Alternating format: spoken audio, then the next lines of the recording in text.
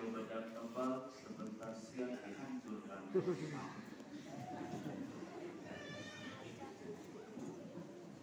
Suster, bapak mama, adik-adik, rekan orang muda, umat Tuhanku yang terkasih dalam Kristus Yesus, selamat pagi. Pagi. Selamat pagi. Pagi. Apa kabar? Amin. 40 hari masa puasa terhitung sejak hari ini. Kenapa mesti 40 hari? Ada pendasarnya. Yang pertama, umat Israel mengembara di padang gurun selama 40 hari. Maka kita juga puasa selama 40 hari. Mau tambah juga mana? Perlu. Ini berkat berlimpah. Tambah abu juga lebih oke. Menurut ya. Yang berikut juga, bangsa Niniwe bertobat, berpuasa sepanjang 40 hari. Itu juga menjadi cikal bakal bagaimana orang Kristen masa kini berpuasa. Pada waktu itu, Niniwe itu bangsa yang keras kepala. Tuhan lalu menyuruh Nabi Yunus pada waktu itu supaya berseru kepada bangsa Niniwe untuk bertobat dari orang tua manusia sampai binatang-binatang mengenakan kain kafan. Bayangkan, Ahwiti Muda Kuta juga mengenakan kain kafan. Itu sebagai tanda pertobatan. Supaya apa? Mereka diselamatkan dari murka. Lalu mereka tidak bertobat. Nah, umatku yang terkasih, pendasarnya juga dalam perjanjian baru, Yesus dia berpuasa di padang gurun selama 40 hari. 40. Dan di situ kita hari ini akan memasuki masa retret agung selama 40 hari. Lebih juga pokoknya. Dalam bacaan yang pertama, Nabi Yoel dia mengatakan seperti ini. Masa puasa yang disertakan dengan pangkam itu merupakan masa di mana manusia berbalik kepada Tuhan, menyesali semua dosa-dosanya, gerak penyesalan, dan dari penyesalan dia mau bertobat supaya dia mengalami kelahiran baru dalam Yahweh Tuhan. Sehingga Nabi Yoel dalam bacaan pertama menyerukan kepada semua kita untuk mengisi 40 hari ini, bahkan selanjutnya dengan gerak kembali untuk bertobat, memulihkan relasi yang telah putus karena dosa dengan Tuhan dan dengan sesama. Nabi Yoel juga menegaskan bahwa masa puasa juga adalah masa rekonsiliasi atau masa di mana ada gerak berdamai untuk memulihkan keutuhan hubungan kita dengan Tuhan dan sesama, supaya manusia mengalami kelahiran baru di dalam masa pertobatan ini.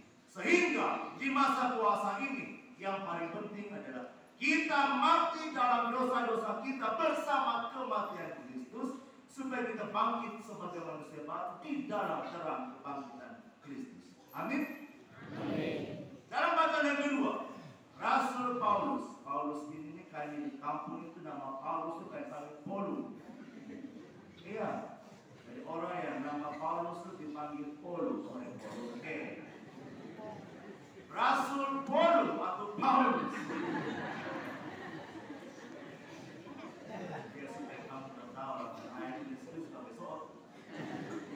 Rasul Paulus dalam bacaan kedua meminta supaya kita menjadikan masa puasa ini sebagai momen untuk mendamaikan diri kita dengan Allah. Yang paling kita mendamaikan. Kenapa?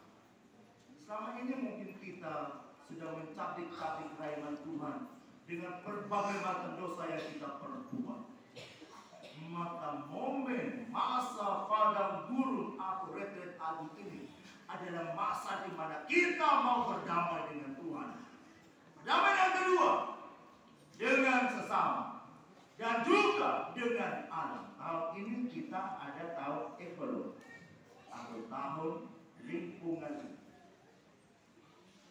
juga kita mau berdamai dan sama-sama. Ini ada nasi yang tidak bagian sama, kita berdamai.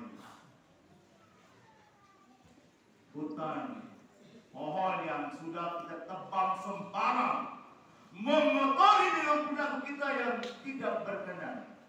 Kita juga diajak untuk berdamai dengan alam raya, berdamai dengan dunia, berdamai dengan alam sekitar, supaya keutuhan ciptaan itu kembali menjadi hubungan yang harmonis antara kita dengan alam dan kita dengan semua makhluk.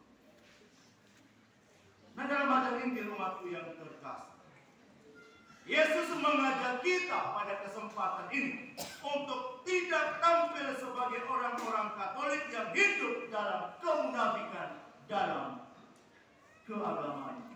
Tidak boleh munafik. Dia bilang ngomong tadi, jangan kita berdoa ini macam orang Farisi. Nah, doanya teriak kuat-kuat, teriak keras-keras. Farisi disek. Didorong-dorong, di jalan-jalan supaya orang itu doa disek. Ya. Dia bilang jangan. Kalau mau doa ini buka pintu, masuk dalam kamar, kunci pintu, biasa kafe eta. Tadi kan jangan salah artikan ini ya. Buka pintu, masuk, tutup pintu, biasa. Ini bukan doa. Dia bilang masuk, tutup pintu kamu. Artinya apa? Tuhan itu mau supaya kita mencari dalam keheningan.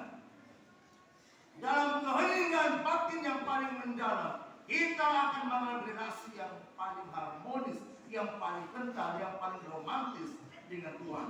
Dan dia tahu apa yang akan kita minta, dan dia juga tahu apa yang akan dia kabulkan dari balik segala doa-doa.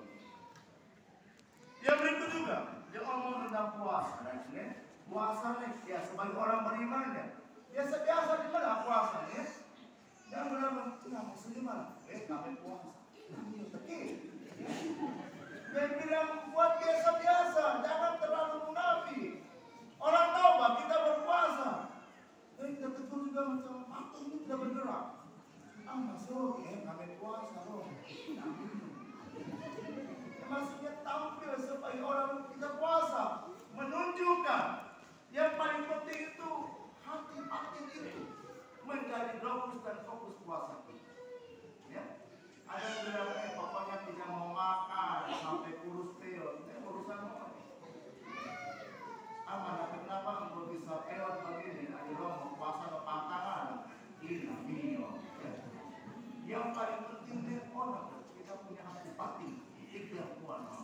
Yang berikut juga berderma. Isilah momen ini dengan semakin banyak kita memberi, semakin banyak kita memberi kepada yang berkurangan, maka semakin banyak berkat yang akan kita terima. Amin. Akhirnya umat yang terkasih, hari ini kita menandai puasa kita, menandai pantang kita, retret agung kita dengan penerimaan abu. Jangan pikir abu dapur ini, ya. Iya. Anak ini kami di rumah juga kan ada abu yang di samping keluar. Abu ini dibuat dari kumpulan daun-daun kering palma tahun lalu. Itu dibakar, setelah itu ditumbuk, diayak-ayak sampai meledak. Maka menghasilkan abu itu. Nah, apa makna abu? Abu itu yang pertama lambang kerapuan kita di hadapan Tuhan. Di hadapan Tuhan, kita itu ibarat bejana yang dibuat dari tanah liat. Kami di kampung bilang satu rumah yang dari tanah liat itu sisa abu.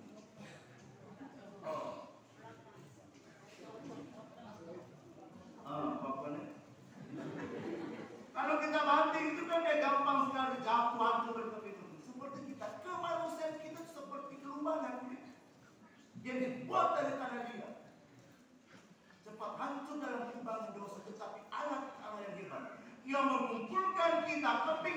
yang tak percaya tadi itu, keberdosaan tadi itu, dengan keikhlasan dia mengampuni kita, maka dengan menerima ampun itu kita merasa bahwa kita adalah manusia rapuh dan lemah di hadapan Tuhan. Amin. Maka yang kedua, kita pernah pada waktu kita kubur orang mati kan pemimpin dia omong. Manusia diciptakan dari abu maka kembali menjadi abu, bukan kembali menjadi ikan lagi. Ya. Abu naik terbang. Ya. Artinya apa? Dengan menerima abu itu kita ingat bahwa kita ini adalah manusia fana. Diciptakan asalnya dari abu, dan kita akan berefleksi bahwa suatu ketika kita akan mati mampus dan menjadi abu. Jadi yang cantik-cantik tato sampai botak ya, menggunakan makeup, sabun mambo ini tiba tiap bulan, semuanya rata nih abu. Yang kinclong, yang rolling, abu naik terbang, meledak.